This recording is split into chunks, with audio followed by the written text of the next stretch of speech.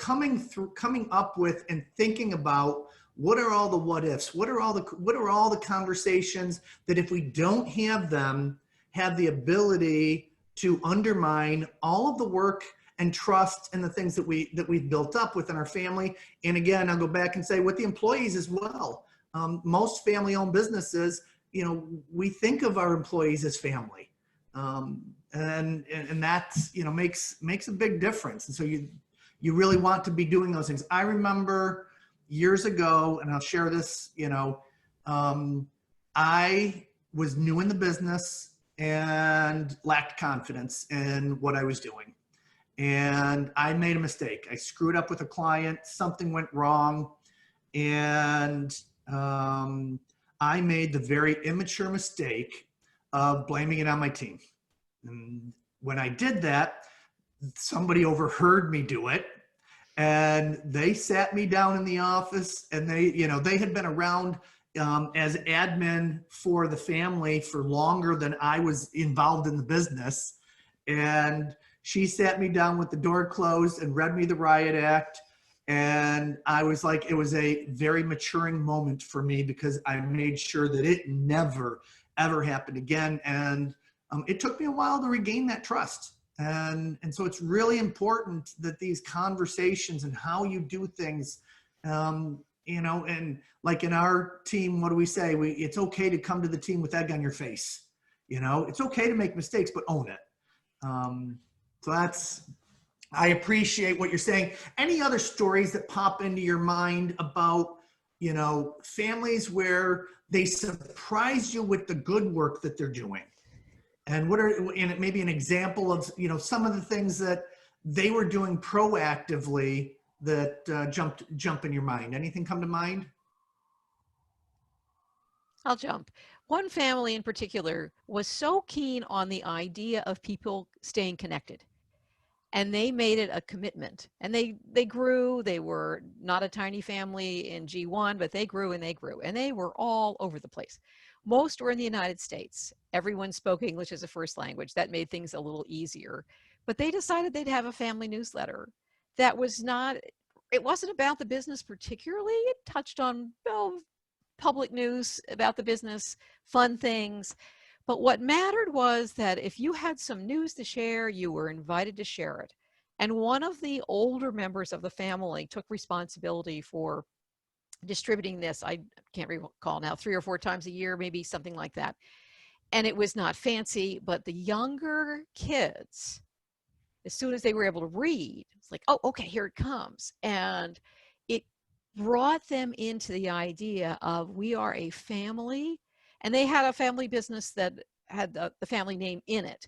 So that kind of helps this idea of this is ours, this is our family, this is our business. But they kept that connectedness going in a very low-key fashion. It really helped kind of build and cement the bonds of people who did not see each other in person very often. And this is long before COVID, but it was important to them.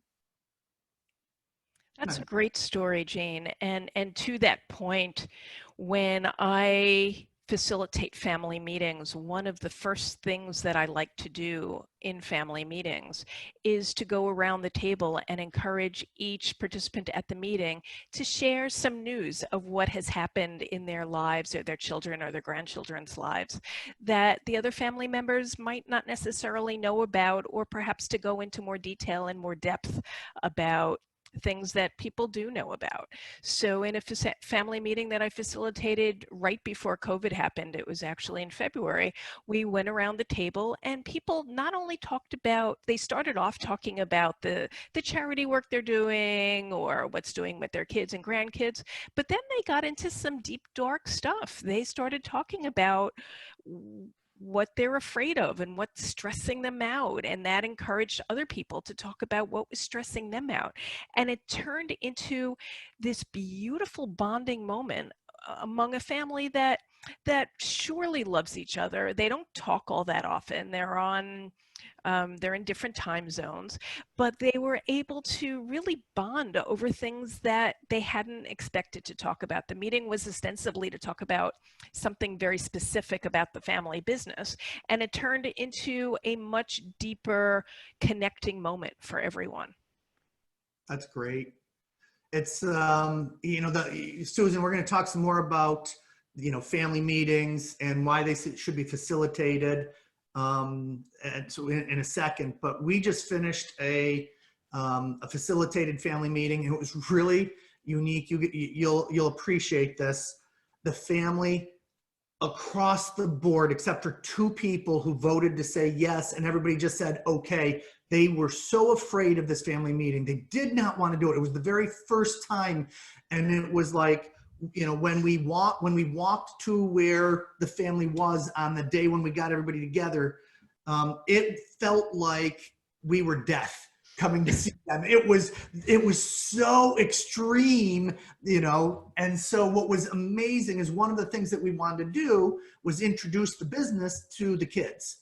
And, again, we're going back about being intentional and helping people to understand that there's another way of, doing things, not just always about, the family getting together, having a picnic, having fun. Sometimes doing a little bit of work today will, spread, make things easier in the future. 9-year-old kid is watching the video of what the family does and looks at it and goes, who does that? And then, so, we had to turn the kid around and make everybody raise their hand. And they were all like, oh my gosh, how did they not know that that's what we do? And she's like, that's so cool. And so just like these little moments that happen through facilitated family meetings where somebody that just can be a little bit more intentional. We'll talk more about that. I don't want to take, those things away from you. But it just made me talk about good things happening. And here was a family that was really afraid. The conflict, the level of conflict avoidance was so high that they didn't want to do anything. So you get that.